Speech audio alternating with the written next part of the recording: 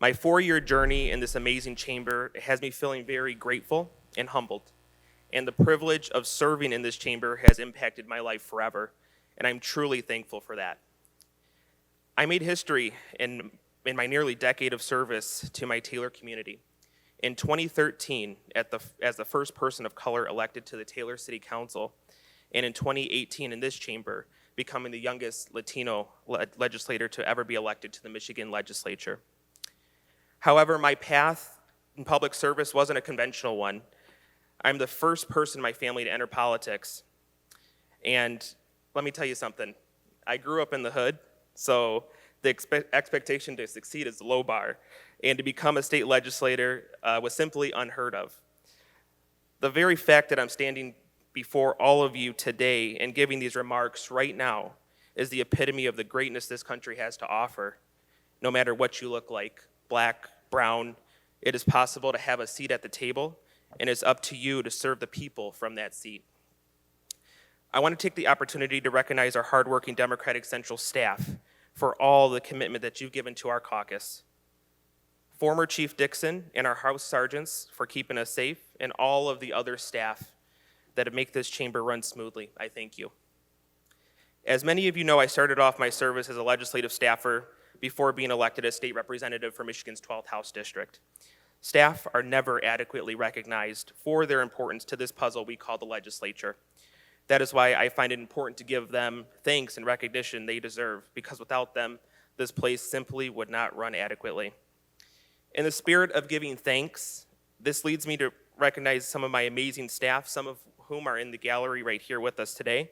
Legislative Directors Dominique Clemens, newly appointed Genesee County Clerk Dominique Clemens, Maddie O'Callaghan, Christopher Wardell, thank you so much for the work that you've put in over these years to advance our district's legislative agenda.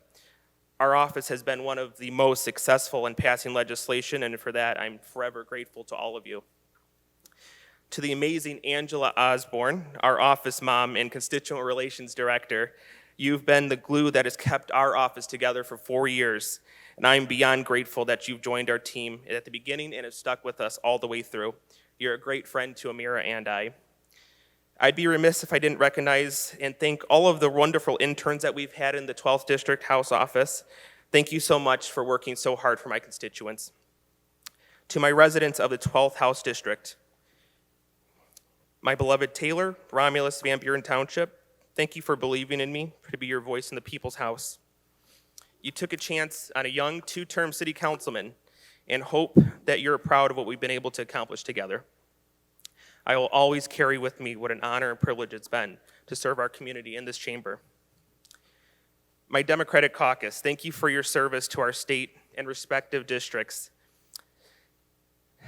I can't wait, really, honestly, can't wait to see what you guys accomplish in the majority. It's going to be great.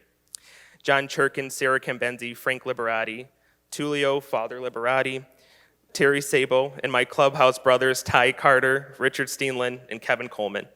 We really made our mark on Lansing for better or for worse, but I couldn't imagine my time here without each and every one of you. Kevin, I met you when we joined the legislature in 2018, and I'm blessed to say I not only gained a friend, but a brother for life. My seatmates Angela Whitwer, Frank Liberati, and Samantha Steckloff, thank you so much for an amazing crew to spend my time with. You all made coming to the floor an amazing journey to look forward to, so I thank you for that. I could not have asked for better seatmates. Angela, thank you for allowing me to be the only person to call you Angie. I appreciate that, and meeting you has been one of the highlights of my life. And you are one of the hardest working legislators I've met, and I'm proud to call you a friend. To our leadership, Christine Gregg, Donna Lisinski, Yusuf Rabi, Joe Tate, thank you for your tireless effort on behalf of our caucus. Leadership isn't easy, and you guys know that firsthand, and I thank you for doing right by our members. And Joe, I'm looking forward to your speakership. You're going to do very well, my friend. During my time here, I've also been lucky to form many relationships across the aisle. Gary Eisen, Scott Van Single come to mind. I appreciate the opportunities we've had to work on legislation together. And Scott, if I was ever forced to pick a Republican to represent me, it would be you. Last but certainly not least, I thank my family, my wife Amira, who's with me on the floor today. Thank you for being by my side every step of the way. genuinely proud of the work that I've done here for our community, and I thank you so much for that. I could not serve without you by my side. I love you, and I can't wait to spend more time with you now.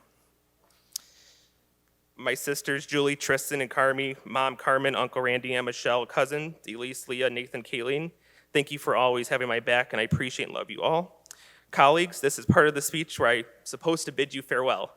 However, I will instead say, see you all soon. I thank you all for being part of this amazing journey with me, and I wish blessings upon everyone who has the distinct honor of serving in this chamber. Thank you, Madam Speaker.